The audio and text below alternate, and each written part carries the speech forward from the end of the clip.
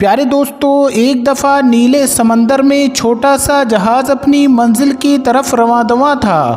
اس جہاز میں بہت سے مسافر موجود تھے اور ایک عورت بھی موجود تھی جسے اسی وقت بچہ پیدا ہونے والا تھا۔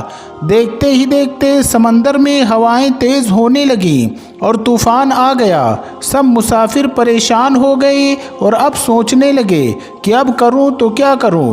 طوفان بڑھتا ہی جا رہا تھا اور سب مسافر اپنی زندگی کی دعائیں مانگنے لگے، لیکن اللہ تبارک و تعالیٰ کو کچھ اور ہی منظور تھا۔ طوفان تیز ہوا اور جہاز دو ٹکڑوں میں تقسیم ہو گیا، یعنی کہ جہاز کے دو ٹکڑے ہو گئے۔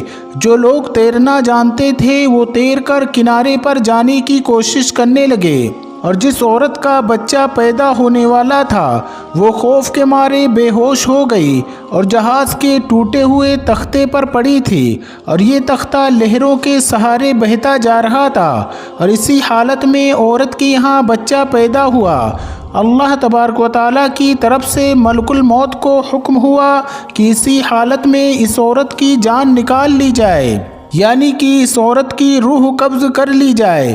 چنانچہ اس عورت کی جان نکال لی گئی اور وہ عورت بے سر و سامانی کی حالت میں تختے پر پڑی رہی۔ تختہ تیرتا تیرتا ایک کنارے سے جانے لگا، پر جب ایک آدمی نے دیکھا تو اس نے بچے کو اٹھا لیا اور اس کی ماں کو مٹی کھود کر دفن کر دیا اور بچے کو اپنے ساتھ لے گیا۔ اس آدمی کی بیوی بچے کو دیکھ کر بہت ہی زیادہ خوش ہوئی، کیونکہ ان کی کوئی اولاد نہ تھی۔ انہوں نے بچے کا نام شداد رکھا اور بہت پیار و محبت سے بچے کو پالنا شروع کر دیا، اور شداد کو ان دونوں میاں بیوی نے بڑے لاڈ اور پیار سے پالا، یہاں تک کہ وہ بچہ 7 سال کا ہو گیا۔ شداد بہت ہی زیادہ ذہین اور عقل مند تھا۔ ایک دن باہر کھیل رہا تھا کہ شور مچنے لگا کہ بادشاہ کی سواری گزر رہی ہے۔ یہ سن کر سب بچے بھاگ گئے، لیکن شداد وہیں پر چھپ کر منظر دیکھنے لگا۔ جب سارا لشکر گزر گیا تو بادشاہ کے کچھ پیادے پیچھے سے دیکھنے کے لیے گزر رہے تھے کہ کوئی چیز چھوٹ تو نہیں گئی ہے۔ ان کو ایک اوٹلی گری ہوئی ملی جس میں ایک سرمے دانی تھی۔ انہوں نے شداد کو بھی وہاں دیکھ لیا۔ انہوں نے سوچا کہ اس بچے پر تجربہ کیا جائے کہ اس سرمے میں کیا ہے۔ انہوں نے شداد کو بلایا اور کہا، بیٹا ادھر آؤ، تمہاری آنکھوں میں سرما لگاؤں گا، اس سے تمہاری آنکھیں بہت ہی اچھی دکھنے لگیں گی۔ انہوں نے جب شداد کی آنکھوں میں سرما ڈالا تو سرما لگاتے ہی شداد کے چاروں طرف روشن ہو گئے، سارے خزانے نظر آنے لگے۔ لیکن شداد نے عقل مندی دکھائی، اس نے شور مچا دیا کہ ارے تم نے میری آنکھوں میں کیا لگا دیا ہے، میں تو اندھا ہو گیا ہوں۔ تو وہ پیادے ڈر کے مارے سرما وہی کے وہی چھوڑ کر بھاگنے لگے۔ شداد ہنسنے لگا، سرما اٹھایا گھر پہنچا اور گھر آ کر سارا ماجرا اپنے باپ کو سنا دیا۔ وہ دونوں باپ بیٹے رات کے اندھیرے میں جاتے اور خزانے کھود کر لاتے۔ اس طرح سے وہ بہت ہی زیادہ امیر ہو گئے۔ اتنا کچھ ملنے پر شداد بہت ہی زیادہ غرور اور گھمنڈ میں آ گیا۔ اس نے وہاں کے حکمران کو بھی قتل کر کے خود حکمران بن گیا۔ اپنے غرور میں خدائی کا دعویٰ کر دیا۔ اس نے کہا، اللہ کی جنت اور دوزخ کیا چیز ہے، میں خود جنت بناؤں گا۔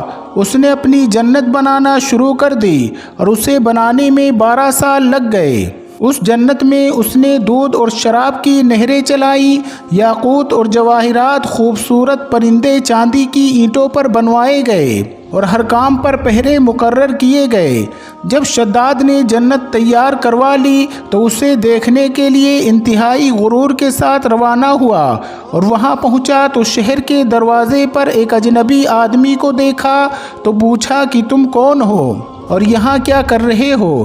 اس نے جواب دیا کہ میں عزرائیل ہوں اور تمہاری روح قبض کرنے آیا ہوں، یعنی تمہاری جان ختم کرنے کے لیے آیا ہوں۔ تو شداد نے کہا کہ مجھے ایک نظر اپنی جنت کو دیکھ لینے دو، بس اتنی سی مہلت مجھے دے دو کہ میں اس شہر کا نظارہ کر سکوں۔ شداد نے جیسے ہی پاؤں سواری سے نیچے رکھا تو اس کی روح قبض کر لی گئی۔ اور اس شہر کا نام و نشان مٹا دیا گیا۔ یہ دنیا والوں کے لیے عبرت کا نشان بن گیا۔ تو دوستو، ہمیں اللہ رب العزت کی بارگاہ میں ہمیشہ توبہ و استغفار کرتے رہنا چاہیے، اور جو بھی انسان اپنی دولت اور شہرت میں تکبر کرتا ہے، اللہ تبارک و تعالیٰ اس کا انجام بہت برا کرتا ہے۔ اسی کو لے کر، یعنی تکبر اور گھمنڈ کو لے کر، ایک شخص حضرت علی رضی اللہ تعالیٰ عنہ کی خدمت میں آیا اور عرض کرنے لگا کہ یا علی، تکبر کا علاج کیا ہے؟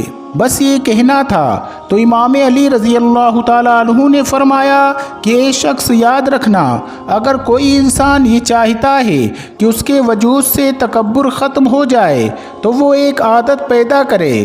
تو وہ کہنے لگا کہ یا علی، وہ کون سی عادت ہے؟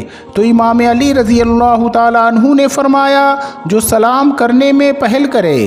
جو انسان سلام کرنے میں پہل کرتا ہے، تکبر اس کے وجود میں داخل نہیں ہو سکتا، اور اس کے پاس مال و دولت ہونے کے باوجود بھی سلام کی برکت سے وہ تکبر اور ریاکاری سے پاک اور صاف رہتا ہے، اور اس کو اللہ تبارک و تعالیٰ دنیا اور آخرت دونوں جہانوں میں سرخرو کرے گا، اور سب کی نظروں میں اس کے لیے عزت ہوگی۔ اللہ تبارک و تعالیٰ سے دعا ہے کہ تمام امت مسلمہ کو تکبر، گھمنڈ اور ریاکاری جیسے گناہوں سے پاک رکھے، اور تمام مسلمانوں کو 5 وقت کی نماز ادا کرنے کی توفیق عطا فرمائے۔ آمین یا رب العالمین۔